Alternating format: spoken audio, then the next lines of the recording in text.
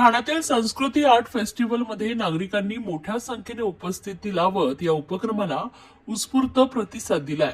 फेस्टिवलच्या परिसरात उभारण्यात आलेले विविध स्टॉल्स, विशेषतः खाद्य संस्कृतीशी निगडित असलेले स्टॉल्स यांना खाद्यप्रेमींनी मोठी पसंती दिली.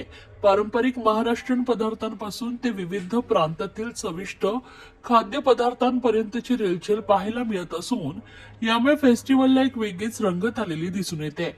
या संस्कृती आर्ट फेस्टिवलमध्ये नवोदित तसेच प्रस्थापित उद्योजकांना दिलेली संधी अत्यंत वाखाणण्याजोगी असल्याचं नागरिकांकडून सांगितलं जात आहे.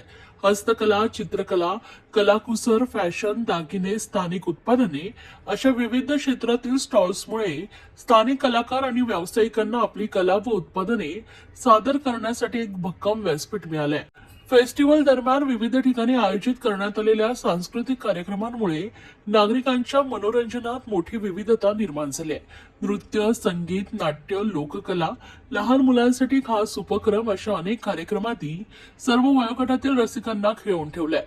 उत्सवाच्या दुसऱ्या दिवशी म्हणजे शनिवार दिनांक 7 फेब्रुवारी रोजी ज्येष्ठ गायक आनंद शिंदे आणि लोकप्रिय गायक आदर्श शिंदे या पिता-पुत्राच्या जोडीने सादर केलेल्या शिंदेशाही या कार्यक्रमानं रसिकांची मनं जिंकली. पारंपरिक लोकगीतांपासून ते जोशपूर्ण आणि भावस्पर्शी गाण्यांपर्यंतच्या सादरीकरणाने संपूर्ण वातावरण संगीतमय झाले होते. प्रेक्षकांनी टाळ्यांच्या गजरात आणि उत्स्फूर्त प्रतिसादात या कार्यक्रमाचा मनसोक्त आनंद लुटला. या भव्य कार्यक्रमाला विविध क्षेत्रातील मान्यवरांनी भेट देऊन कार्यक्रमाचा आस्वाद घेतला.